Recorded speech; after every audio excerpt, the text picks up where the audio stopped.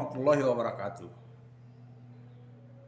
Mahasiswa peserta PKTI 2021, khususnya angkatan 2018, Program Studi Pendidikan Bahasa dan Sastra Indonesia FKIP Unri, yang saya cintai, sampailah kita pada bahagian yang ketiga, yaitu tren penelitian di bidang budaya. Sebelumnya, saya tidak bosan-bosannya sebagai umat yang beragama, mari kita menyerahkan diri kepada Allah SWT, Tuhan yang Maha Esa. Kita minta petunjuk, minta hidayah, agar apa yang kita pelajari pada PKTI ini dapat dipahami dengan sebaik mungkin dan dapat diterapkan dalam aksi menyelesaikan studi di Program Studi Bahasa dan Sastra Indonesia. Salawat dan salam kita aturkan kepada Nabi besar Muhammad SAW. Allahumma sholli ala Muhammad wa ala ali Muhammad. Manusia yang punya sifat sidik, amanah, tabligh, fatonah. Mudah-mudahan kita bisa meniru sifat-sifat yang dimiliki oleh Rasulullah SAW. Assalamualaikum ya Rasulullah, assalamualaikum ya Habibullah. Saudara sekalian, pada konten atau video ini saya membicarakan tentang penelitian budaya. Kenapa saya pisahkan susastra dengan budaya? Bukan berarti di bidang budaya tidak ada susastra. Tapi mari kita pilah. Kalau bicara susastra, cenderung kita melakukan pendekatan berdasarkan teori. Dengan ciri-cirinya. Ada sastra naratif dan non naratif, atau dalam teori lama mengatakan prosa fiksi dan non fiksi dan puisi pembagiannya. Lalu apakah di dalam budaya tidak ada susastra? Oh, ada. Nah, karena dalam bidang budaya masyarakat kita selalu saja ada aspek bahasanya. Dan aspek penggunaan bahasa itulah yang dikategorikan karya susastra. Tapi dia satu kesatuan yang kompleks. Sehingga kalau kita ingin meneliti budaya, ya ada susastranya. Walaupun ada sebagian peneliti memisahkannya, mengambil hanya bagian susastranya saja. Padahal itu kurang lengkap. Karena itulah kalau kita meneliti tentang budaya, ya penelitiannya sebaik mungkin pendekatannya etnografi. Pertama kita harus tahu wilayah peta geobudayanya, wilayah penyebaran budayanya, karena wilayah penyebaran budaya itu bisa saja melewati geopolitik, misalnya kecamatan atau desa. Karena dulu budaya itu dia menyebar seperti air yang kita tumpahkan di bejana yang datar, lalu dia menyebar kemana-mana. Nah, ini harus kita pahami. Tetapi terkadang untuk menggeo budaya itu terkadang ya sulit juga, karena sekarang kita harus menjajaki benar kebenarannya. Peta budayanya harus kita jajaki benar. Karena menurut antropologi, budaya yang berdampingan itu ada imbasnya, ada irisannya. Berarti keasliannya ya di sentral budayanya. Pusat budayanya yang jauh dari pengaruh. Tetapi kalau wilayahnya terbuka, maka dia akan membuka diri masuknya budaya lain dan akan beradaptasi dengan budaya yang baru. Bisa jadi budaya yang baru yang takluk dengan budaya yang ada, atau budaya yang ada hilang karena masuknya budaya baru. Dan yang ketiga, ada kemungkinan muncul pola-pola budaya yang kolaborasi antara budaya pendatang dengan budaya tempatan. Itu yang terjadi. Kembali ke persoalan penelitian budaya.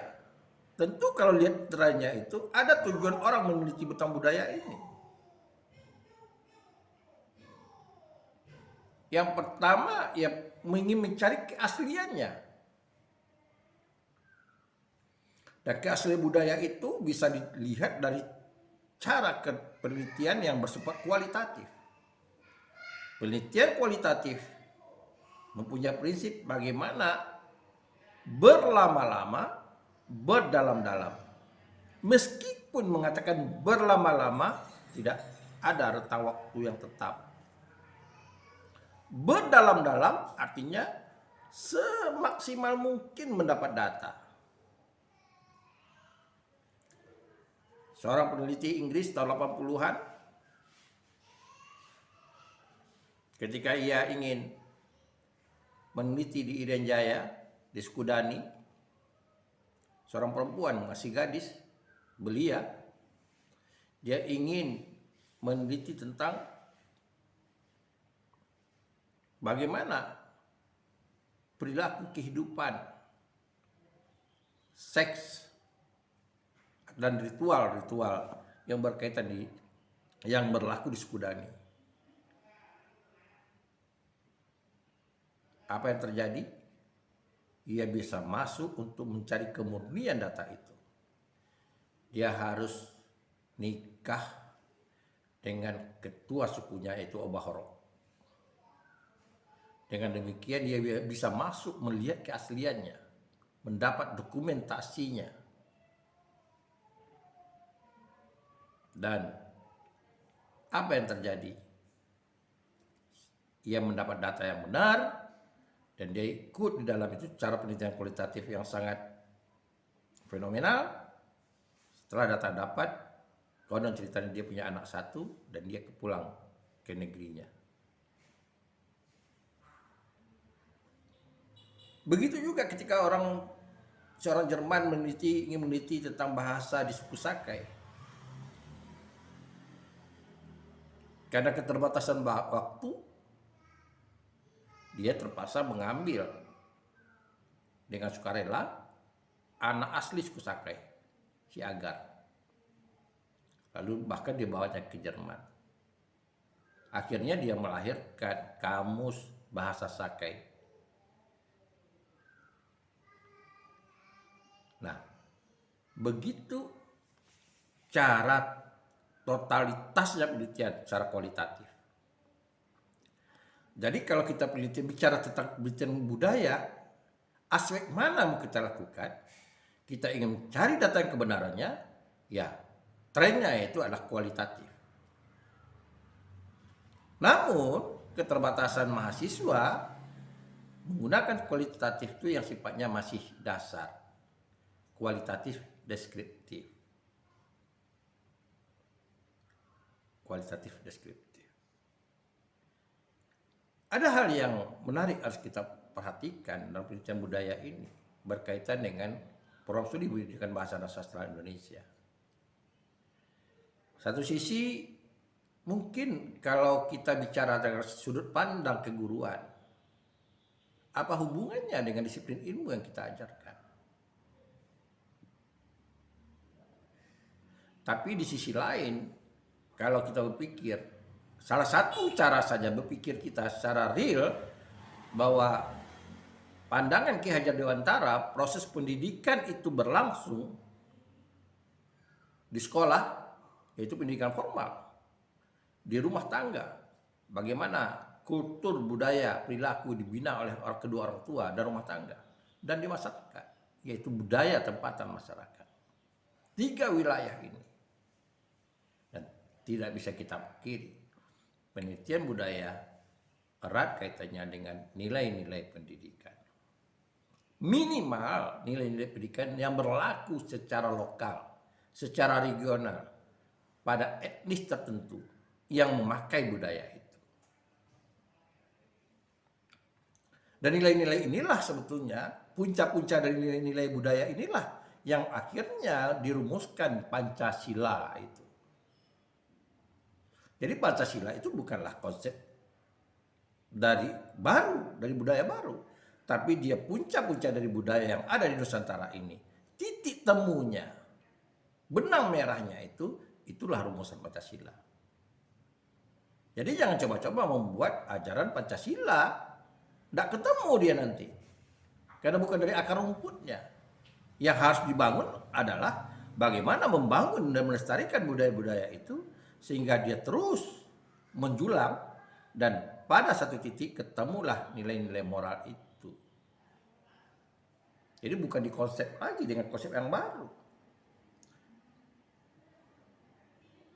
Saudara-saudara sekalian, nah berkaitan dengan tren budaya, penelitian tentang budaya ini, tren pertama sekali dilakukan adalah mendokumentasikan seperti yang saya katakan tadi, keasliannya. Tentulah kita pada narasumber yang tepat, menggeluti pada narasumber, mengalaminya.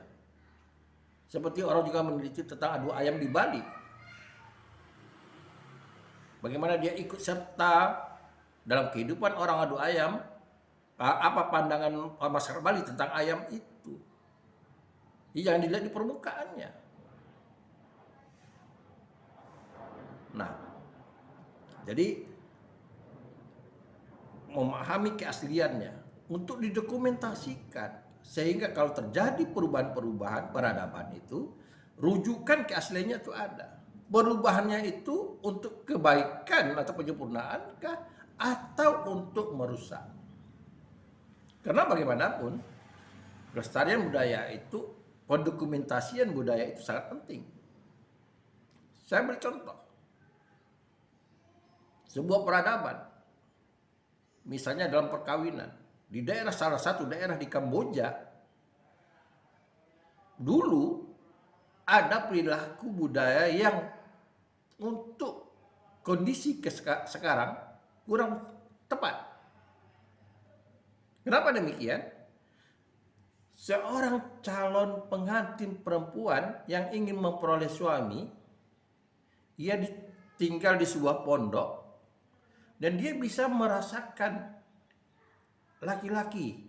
Jadi laki-laki antrian sama dia, mencoba berhubungan badan dengan dia. Nanti dia yang menentukan laki-laki mana yang akan cocok jadi suaminya. Tentu peradaban ini tidak bisa dipertahankan. Terjadi koreksi budaya. Mungkin zaman dulu, zaman mereka, itu dianggap hal yang biasa. Sama juga halnya di sebuah daerah di perbatasan Tibet dengan India. Seorang perempuan yang nikah dengan seorang laki-laki dan dia harus mengawini saudara laki-laki dari suaminya. Jadi tidak heran orang menjumpai ada seorang wanita yang mempunyai 5 suami. Ini nikahi 1, tapi saudara-saudaranya harus dinikahi semuanya jadi 5. Giliran adik-beradik dia mengawini ya dia. Bagi mereka itu hal yang biasa. Tapi persoalannya kan mengaburkan. Di agama jelas nggak sesuai, mengaburkan riwayat siapa orang tua sebenarnya dari anak ini. Apa bedanya kita dengan kera? Nah, peradaban-peradaban seperti ini perlu didokumentasikan, perlu. Peradaban itu ada. Sama juga dalam tradisi kita.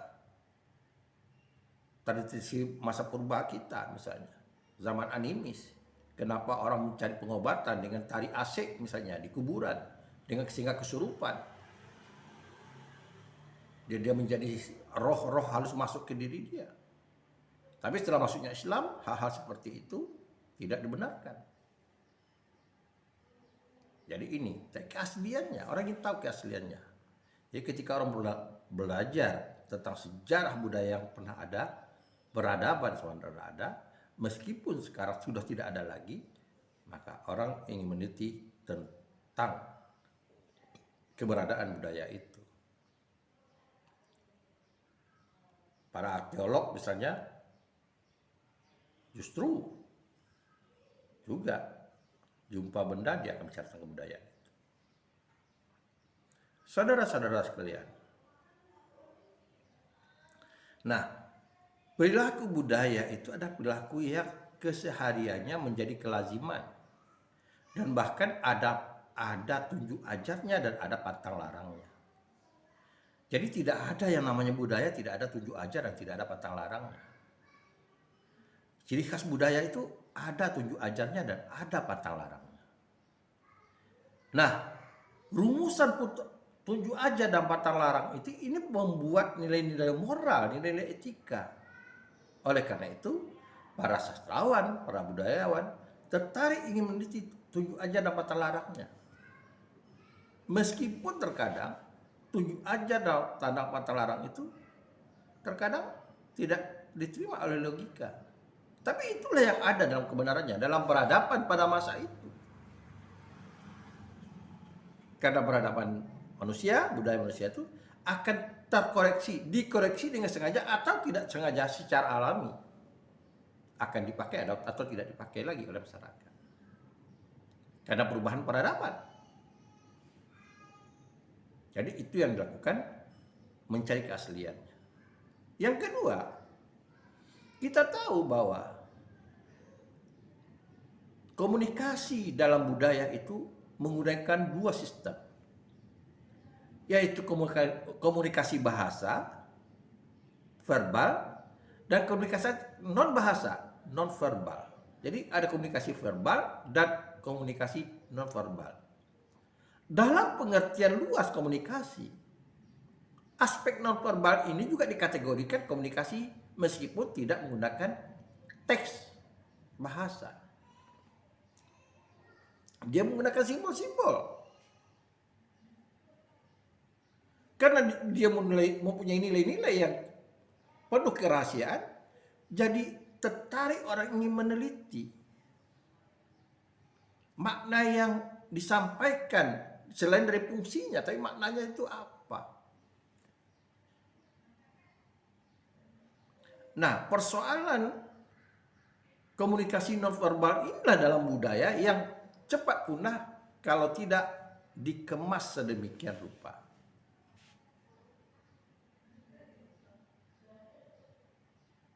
Hampir di semua budaya. Oleh karena itulah, sebelum ini punah sama sekali, orang cepat-cepat ingin mendokumentasikan. Mari kita lihat contohnya. Kita secara populis tahu dengan tradisi pacu jalur di Kuansing. Secara populis. Tetapi budaya pacu jalur itu bukan hanya berkaitan dengan lomba pada hari hanya. Siapa yang tercepat. Banyak rentetan budaya pada masa itu yang mengikuti dari upacara pacu jalur itu. Mulai dari budaya bersepakat untuk membuat jalur, budaya mencari kayu jalur, budaya menarik kayu jalur, membuat jalur, menurunkan jalur, sampai mengangin-anginkan jalur. Deretan banyak. Nah, siapa yang ingin tahu? Siapa yang tahu dengan itu atau memberikan informasi itu? Ya, peneliti. Oleh karena itu, kalau bicara tentang budaya, sedapat mungkin komplit secara total. Secara etnonya urusannya. Karena sekali lagi, susastranya bahagian dari kelengkapan dari budaya itu, dari upacara itu. Mulai dari upacara budaya kelahiran,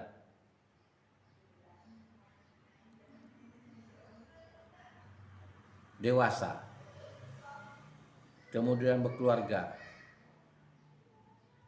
jadi pengantin, beranak pinak, semuanya dalam kehidupan, siklus kehidupan manusia, dan mulai dari lahir hingga mati itu ada.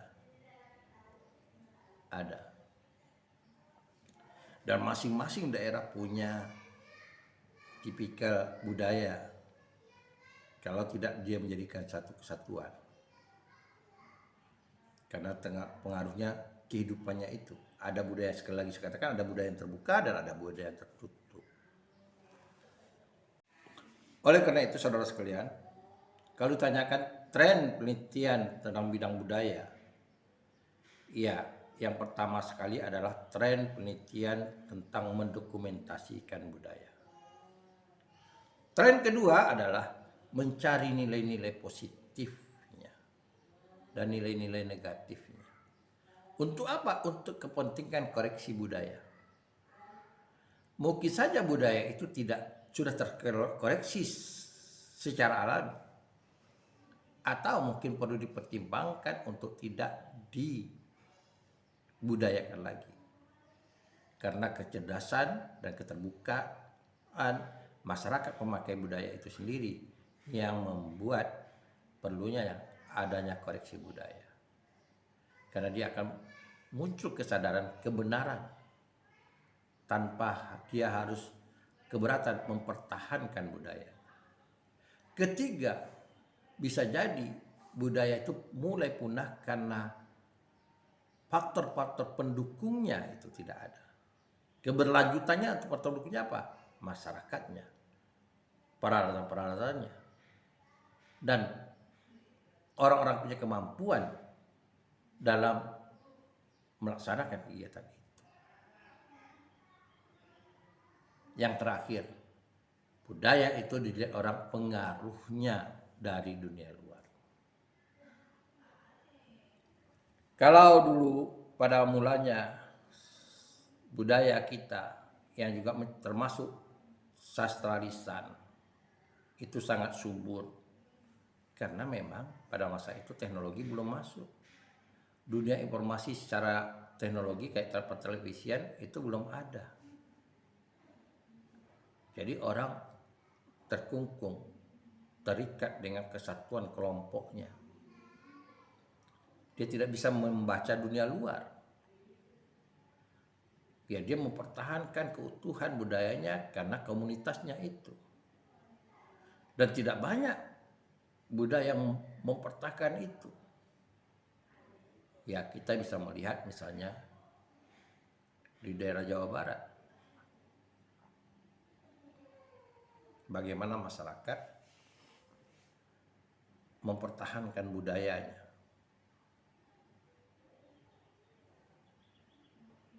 Tanpa mau pengaruh dari dunia luar.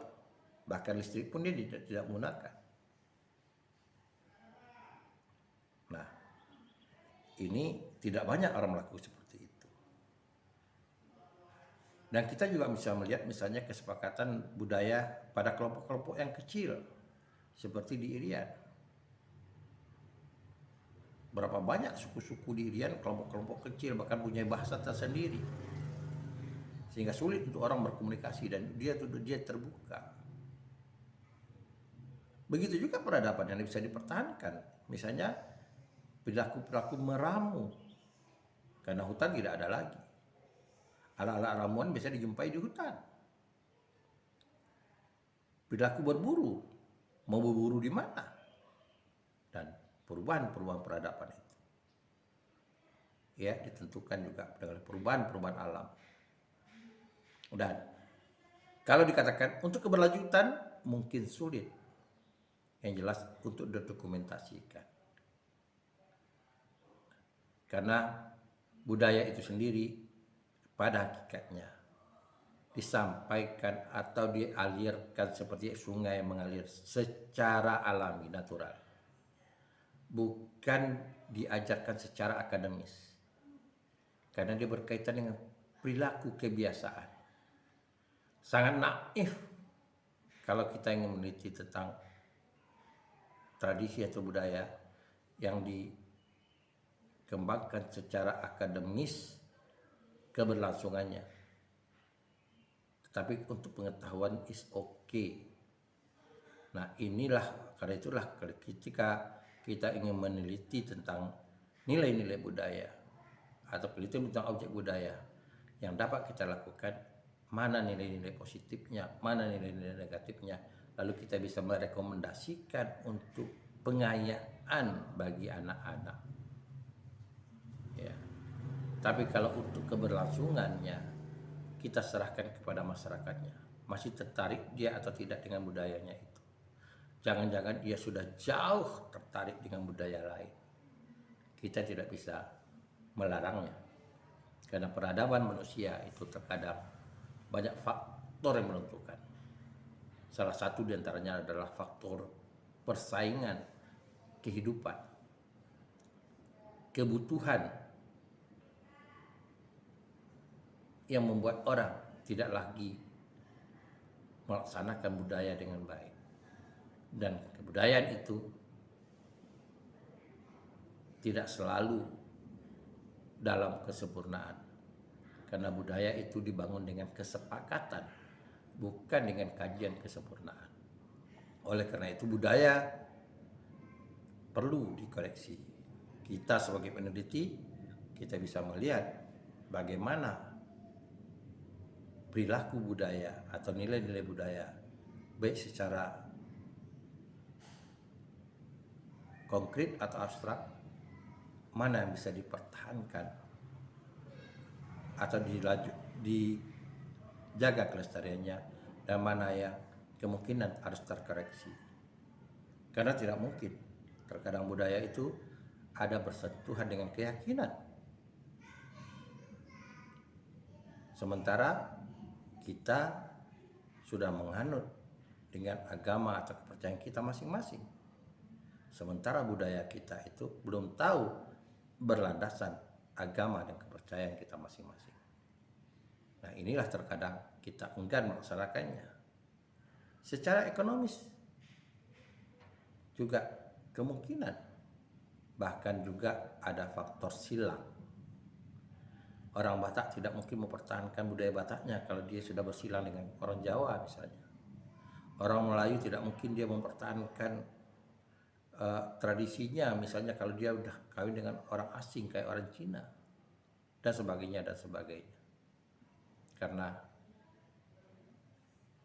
sekali lagi budaya itu akan lestari kalau ada kesepakatan untuk melestarikannya. Sebagai peneliti kita bisa mendokumentasikannya dan kita bisa mengkritisinya budaya itu sesuai dengan kacamata pada masa itu atau pada masa kekinian. Mengkritisi bukan berarti mencari hal yang negatifnya saja, tapi juga mengkritisinya melihat nilai positifnya dari budaya itu.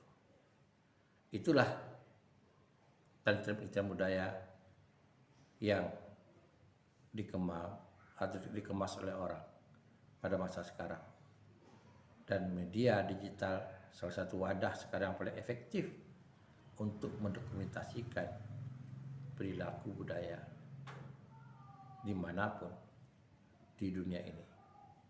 Saya akhiri pelatihan PKTI ini dengan tujuan sekali lagi untuk melengkapi dari uraian saya yang akan berlangsung pada hari Rabu pukul 10.30 sampai 11.30. Saya khawatir dengan uraian secara langsung itu tidak mendapatkan apa-apa bagi kalangan mahasiswa. Dengan saya membuat konten ini, semoga mahasiswa bisa menikmatinya secara berulang-ulang. Dan saya terpaksa memotong konten ini menjadi 3 bagian, dan itu pun masih belum sempurna, tapi keterbatasan waktu dan jangan sampai menyita Anda. Semoga materi penjelasan saya tentang tren penelitian susastra dan budaya minimal sebagai pengantar untuk mengingatkan Anda ke mempelajari lebih dalam dapat dijadikan acuan. Saya bukanlah orang yang sempurna. Kesempurnaan itu adalah milik Allah dan kekurangan milik saya. Semoga ada jalan yang terbaik untuk Anda yang berminat dalam penelitian sastra dan budaya. Dan sekali lagi, saya ucapkan terima kasih kepada penelitian yang telah mempercayakan kepada saya untuk memberi materi tentang tren penelitian sastra dan budaya. Semoga bermanfaat bagi kita semua. Wabillahi taufiq wal hidayah. Assalamualaikum warahmatullahi wabarakatuh.